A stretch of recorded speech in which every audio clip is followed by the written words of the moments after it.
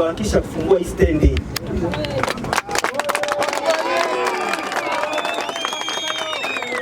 Maandalizi ya kukamilika na kukubali ukweli, sio kwamba wewe utakuwa ni mjinga, unachukua hiyo nafasi kama changamoto ya kujisaisha. Sasa haya mapungufu ni kero kwa wananchi. Sasa hivi tumeingia msimu wa masika, mvua ikianza wiki hii au kesho, mvua ikianza, hawa wananchi watajificha.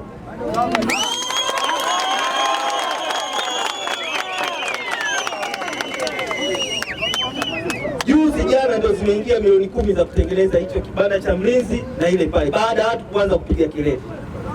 Sasa kwa nini wasingeanza kutengeneza jengo la kujifulia na hizi changamoto? Maji hapo, lakini maji yako chooni, lakini hapa kuna mama ntilie, kuna watu wanahitaji maji mengine mbali na shughuli za chooni. Waongeze kituo kingine pale cha maji, watu watumie. Hilo ni la msingi. Sasa maji hapo pale, ni kuongeza tu kituo kingine pale cha kutumia. Sasa mama ntilie akitaka maji aende chooni kuchota maji?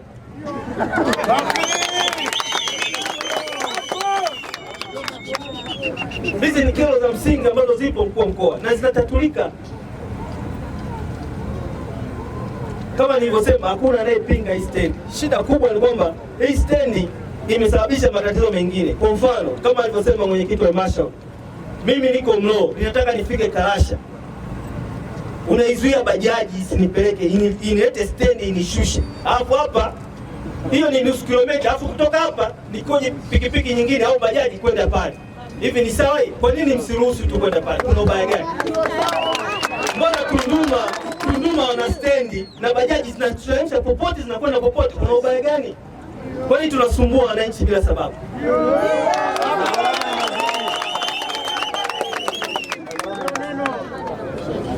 Lakini kero kubwa nyingine ni hivi vituo. Mtu ametoka Mbeya saa 2 usiku, anataka yeye anaishi Maswala, baadaye aterenge pale Mlowo aende zake, unamleta mpaka huku. Kuna sababu gani ya kumleta mtu usiku hapo aanze safari ya kwenda tena kule? Lakini kikubwa ambacho kimenikera, hii barabara ya Mlowo inaokwenda Atelele, inaokwenda Zelezeta, ile barabara mimi nimeizungumzia bungeni zaidi ya mara 3. Upembuzi yakinifu umekamilika, usanifu ya kina umekamilika, nyaraka za tenda ziko tayari. Kilichobaki ni serikali kutengea, na ametuahidi. Leo unafunga ile njia, unaanzisha njia nyingine. Unaiambia nini serikali? Kwa ile njia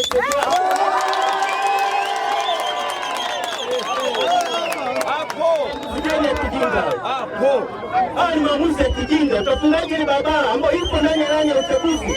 Magufuli alikuja alituahidi ile barabara, Mama Samia ametuahidi ile barabara, leo unaifunga. Una maana gani?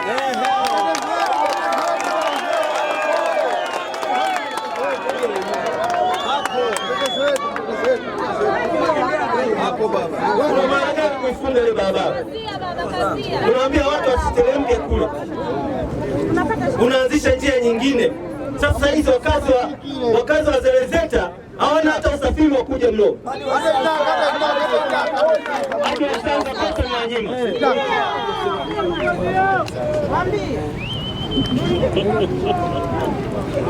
Ongea kweli mheshimiwa. Kama ilikuwa hivyo ilivyo. Mlowo oye! Niseme. Na maamuzi ya kijinga yameamriwa na watu wa power.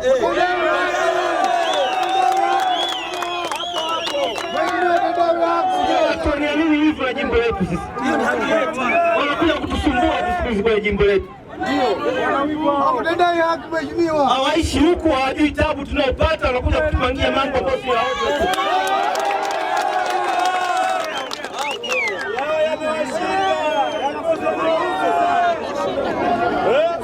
Tunaomba mkuu wa mkoa, ile barabara ifunguliwe, watu waruhusiwe kushusha wanapotaka, bajaji ziingie hapa stendi kote na bajaji ziruhusiwe kupita wanapotaka.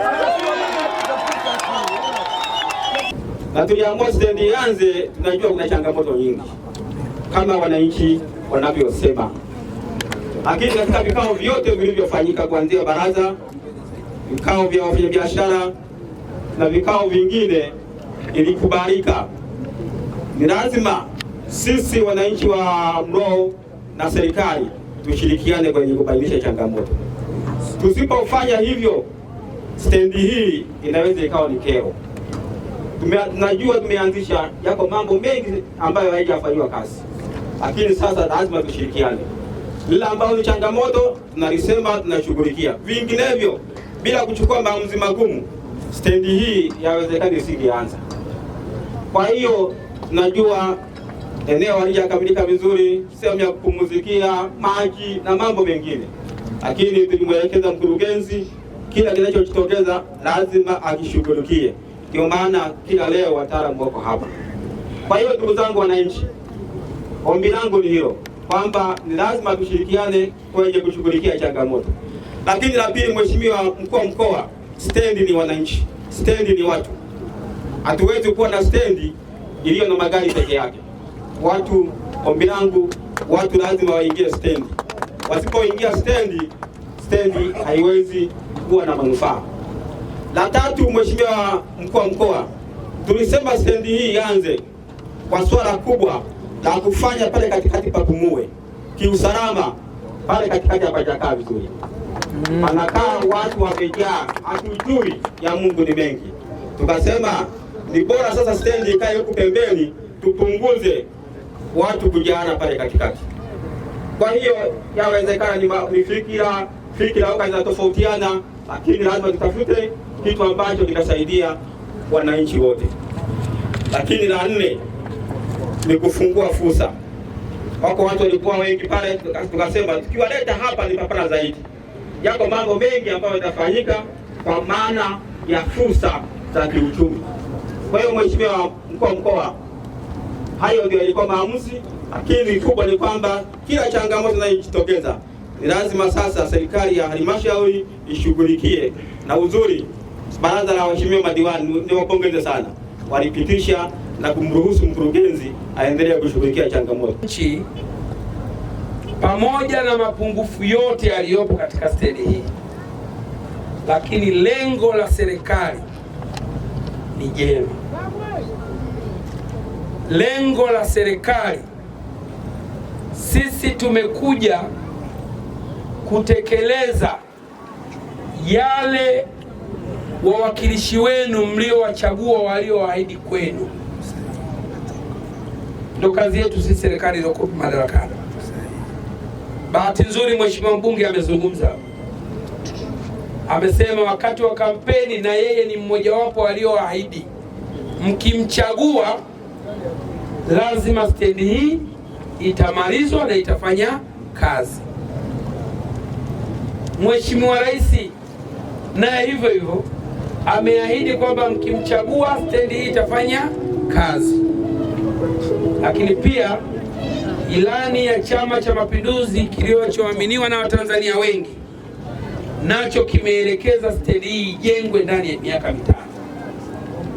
Kwa hiyo kama sisi ambao ni wawakilishi wa Mheshimiwa Rais na ndio watendaji wa serikali katika mkoa huu wa Songwe, wilaya hii ya Mbozi na mji mdogo huu wa Mlowo, ni wajibu wetu kutekeleza hilo kwa vitendo, ili waheshimiwa hawa wenye vitu wa vitongoji, wabunge na Mheshimiwa Rais na chama chao ikifika 25 wawe la kusema ile ahadi tuliyoahidi tumeitekeleza. Ndio hapa. Kwa sababu ya kwanza ni kutekeleza ahadi na maelekezo ya ilani ya Chama cha Mapinduzi. Sababu ya pili, mnafahamu nchi nzima kama serikali tuko katika wakati wa kuwapanga vizuri wafanyabiashara wadogo almaarufu kama wamachinga wawe katika maeneo maalum ya kufanyia biashara. Miongoni mwa maeneo hayo maalum ni masoko na stendi zetu. Kwa hiyo hapa palivyokuwa forest ilikuwa kwamba tuwaambie sawa machinga mnakwenda kufanyia biashara yenu forest, kuna mtu angekuja hapa? Hamna mtu angekuja. Kwa hiyo ilikuwa lazima kwamba tufanye yote mawili, tuanzishe stendi ili kutengeneza fursa, soko kwa ajili ya wamachinga kufanya biashara zao. Kwa hiyo hapa ni moja la mkakati wa serikali kwa ajili ya kutengeneza eneo maalum kwa ajili ya wamachinga wafanye biashara zao. Nimefarijika sana, nimeona hapa mama lishe, baba lishe, vibanda vinajengwa na wamachinga wanafanya biashara. Maana yake lengo la serikali limetimia, kuwatoa katika maeneo ambayo sio rasmi kuyapeleka maeneo rasmi, lakini kwenye wateja. Kwa hiyo haya yote mnayoyasema ni miongoni mwa mambo tunayoyatengeneza ili kuwepo na wateja hapa, ili nyinyi wamachinga mfanye biashara. Tusipowaleta hapa wanunuzi wa bidhaa zenu, wanunuzi wa huduma zenu, maanake hizo biashara zenu hakuna mtu wa kununua. Kwa hiyo tunaposema watu waje hapa, maanake tunaleta wateja wa biashara zenu. Nilidhani kwamba hili mngeshukuru zaidi kuliko kama mnataka kwamba wateja waende sehemu yoyote, sisi tuko tayari, lakini hapo mtapaona pachungu. Baadaye biashara hamna, mtarudi huko huko. Sasa mkirudi huko hamtoruhusiwa, tutaanza tena kukutana kwa mipango ambapo hakuna sababu ya msingi. Kwa hiyo hayo ndio malengo ya kuweka. Kwa hiyo pamoja na changamoto zilizokuwepo, nyinyi ni mashahidi. Wote hapa tumejenga nyumba, tunazo. Hata wengine tumepanga, sawa. Hata mimi mkuu wa mkoa wenu, nyumba ninayoishi haijaishi. Nyumba ninayoishi sasa hivi haijakamilika mpaka leo, inaendelea kutengenezwa. Hata nyinyi kwenye nyumba zenu mlianza kuhamia, bado mapagare, wengine hata madirisha hakuna. Kweli sio kweli? Ni wachache sana wenye uwezo ambao wanaweza kuhamia kwenye nyumba ambayo imekamilika, kila kitu kipo. Kama hilo haliwezekani kwetu, basi ndio maana, kwa sababu zile mbili za kuhamishia hapa, kwamba hata hapa hatujakamilisha vyote vinavyohitajika kwa 100%. Lakini kwa namna yoyote ile, tushakuja hapa, na mimi nimefarijika sana kwa viongozi, wawakilishi wa wananchi, Mheshimiwa mbunge, mwenyekiti wa vitongoji, mwenyekiti wa mamlaka, wote wamesema vizuri mapungufu yaliyopo katika soko hili, stendi hii. Yote tumeyachukua na tutayaboresha, ila kwa sababu tushakuja hapa, uwezekano wa kurudi kusema kuifunga haupo. Tutaendelea hapa hapa, ila tutaendelea kuboresha kila siku na kila changamoto. Na nyinyi msichoke, Mheshimiwa mbunge, usichoke kuwasemea watu wako kwa mapungufu yote yataonekana hapa. Na nichukue nafasi hii, mkurugenzi wa halmashauri, hapa ni sehemu adimu. La kwanza, fukia lile shimo kule ambalo limechimbwa vifusi, ambao mvua zikija itakuwa ni hatari, lile litajaa maji, linaweza kuja kupoteza watoto pale, itakuwa ni balaa lingine. La pili, ndani ya wiki 2 jengo la kupumzikia abiria liwe limekamilika.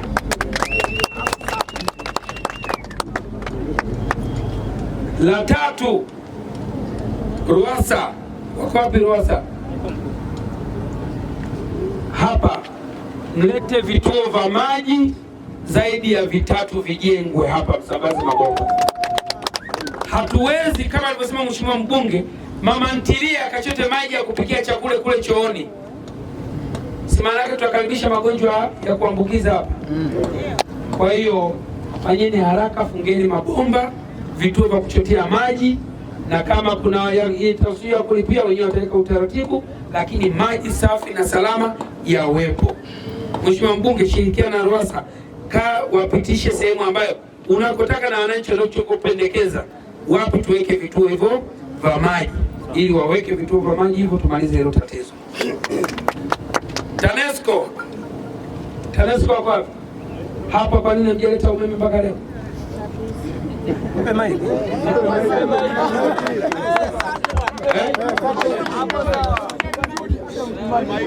Hatujaleta umeme kwa sababu hamna maombi ambayo yamekuja kutafsiri. Sasa maombi naleta mimi. Leteni umeme hapa. Sawa? Leteni. Baada ya muda gani umeme unakuja? Ndani ya wiki mbili itakuwa tayari. Ndani ya wiki mbili umeme utakuja, lakini hizo ni mbali. Kabla ya wiki mbili leteni umeme hapa. Hapa tunawaleta watu wafanye biashara wa machinga. Watu wanataka kunywa soda baridi, watu wanataka kunywa maji baridi, wana bidhaa zinatakiwa zikae kwenye mafriji. Bila umeme watafanyaje biashara? Kesho na kesho kutwa tutaambia wanang'ania mlo, kumbe sisi wenyewe tutengeneza mazingira ya wao kufanya biashara. Kwa hiyo leteni umeme haraka, watu wafanye biashara zao. Sawa? Sawa. Kwa umeme utakuja ndugu wananchi. Wanakata umeme. Sawa. Umeme hawakati unakaa, yani umeme unazimwa. Hautoshelezi. Mahitaji ni makubwa kuliko kiasi cha umeme tulichozalisha kwa sasa. Mabwawa ya kuzalisha umeme yamepungua kina sababu ya ukame. Kwa nini ukame? Sisi wenyewe tulijipa jukumu la kukata miti na kuchoma mkaa.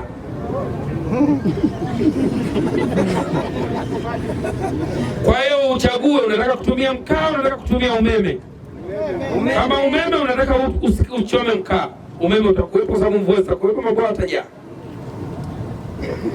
Kwa hiyo haiwezekani upate yote mawili, mkaa unautaka na umeme unautaka. Hivi vitu vinakwenda pamoja.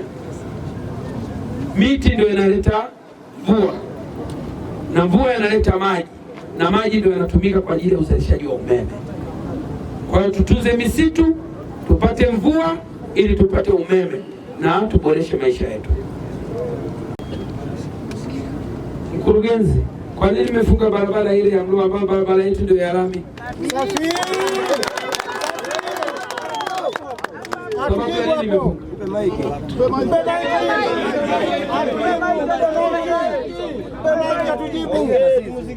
Ni mapendekezo ya wataalamu wa LATRA ili stendi iweze kuwa hai. Yaani wao LATRA wamesemaje? Walitengeneza ruti. Labda Mheshimiwa Mkuu wa Mkoa, LATRA walichokifanya wamechepusha, sio kwamba barabara haitumiki kabisa.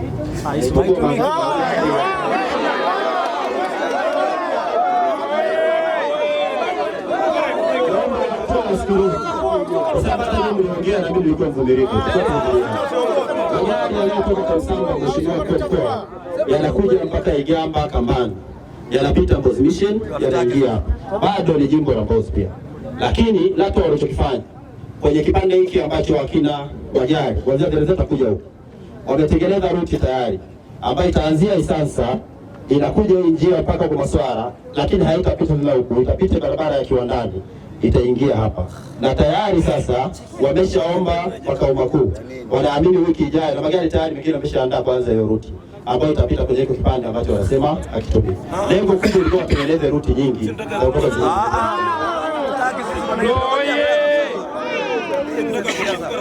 Hoja nchi wanasema mtu anatoka Chitete, anatoka Kamsamba, anatoka Igamba. Kawaida basi inatoka kule kituo kikuu inaambiwa Mlo. Kwa nini leo anaambiwa apitie Mbezi Mission? Hiyo ndio hoja ya msingi. Ndio jamani. Hiyo ndio hoja ya msingi. Kwa nini apitie huku? Kama hizo za daladala ziwepo, iwepo ya Mbezi Mission, iwepo ya Igamba, ziende daladala. Zile basi zinazotoka Chitete Kamsamba, kwa nini sasa hivi zinalazimishwa zisipite barabara kuu, zipite barabara ya mchepuko? Hiyo ndio hoja.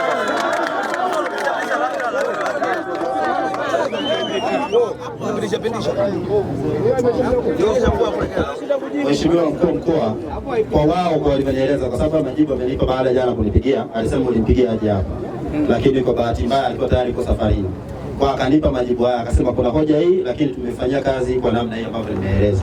Kwa haya mengine nitashindwa kuyajibia. Mlo oye! Barabara kubwa katika mkoa huu ya kwanza ni TAZAF, yaani Mbeya mpaka Tunduma. Barabara ya pili ni Mloo, Igamba, Itaka, Kamsamba mpaka huko mkoa mwingine kwa Katavi. Barabara ya tatu ni Mbalizi kwenda wapi? Juni Chunya mpaka Makongolosi. Hizi ndio barabara kubwa, si ndio? Kwa hiyo kwanza, sio sahihi kuzuia mabasi ya kutoka Kamsamba yasipite njia kuu, yapite njia nyingine. Kwa hiyo kuanzia leo basi zote zipitie Mloo. Kwa hiyo gari zote, hiyo ndio barabara kuu yetu ya pili. Kwa hiyo zote zitaruhusiwa kutoka Kamsamba kupitia Mloo zije hapa stendi. La pili, Mloo hakuna kituo cha basi pale. Kwa hiyo gari hata ikitoka huko inakuja kushuka hapa. Halafu hao LATRA wataweka njia zingine za daladala kutoka hapa stendi Mloo kwenda Igamba kwenda Isaza, hizo zitaendelea sawa. Lakini kutoka hapa kwenda Mbozi Mission itakuwa ruti nyingine, kutoka Vwawa kupitia njia ya kule ruti nyingine. Hizi ruti zote zitawekewa daladala, sawa. Huu ushakuwa mji na ushakuwa mkoa, lazima tuwe na daladala. Zote hizo tunatengeneza ili bajaji zifanye kazi, bodaboda zifanye kazi na daladala zifanye kazi, sawa. Lengo letu kutengeneza mazingira mazuri. Hoja ya kushusha mahali popote, sawa. Kwanza, kwa mujibu wa sheria hatuwezi kushusha mahali popote, sawa. Mabasi na daladala, bajaji au bodaboda zitashusha kwenye vituo vya basi. Kwa Mloo mpaka sasa hivi hatuna kituo chini cha basi pale. Kituo cha basi Mloo ndio stendi ya sawa. Kwa hiyo tunachotaka kusema, tuliwaondoa kule barabarani kwa sababu ni sehemu hatarishi. Hata mabasi yale yalikuwa yanashusha kwenye barabara, kitu ambacho sio sahihi. Lakini sehemu zenye vituo, daladala iwe mabasi, yataendelea kushusha kama abiria alivyotaka kwenye alikuwa anapanda. Lakini kwenye kituo cha basi hataruhusiwa dereva yoyote basi lolote kushusha sehemu ambayo hakuna kituo cha basi. Mabasi makubwa yote, kwa sababu stendi hii ni Mloo, maana yake ndio kituo kikuu. Mabasi makubwa yote, liwe linatoka Tunduma ama linatoka wapi, Mbeya, likishapita huku hapa kituo cha Mloo kinakuja kushikia hapa. Mabasi makubwa yale yanatoka mbali, na huu ni utaratibu wa kawaida. Hata nyinyi mlioenda kwa mfano Dar es Salaam, ukishuka Ubungo mwisho Kimara mwisho, baada ya Kimara mwisho uruhusiwi kushuka kwenye kituo chochote mpaka Ubungo. Ndio utaratibu, kwa sababu mabasi makubwa haiwezi kusimama kama daladala kila sehemu, haiwezekani. Kwa hiyo ukishuka kule, kama unasema na kwenda Mloo, utakuja kushukia hapa. Jamani, changamoto ya kwako ni fursa kwa mwingine. Wewe unaona changamoto ni fursa kwa bodaboda, kweli sio kweli? Changamoto hiyo ni fursa kwa bajaji, kweli sio kweli?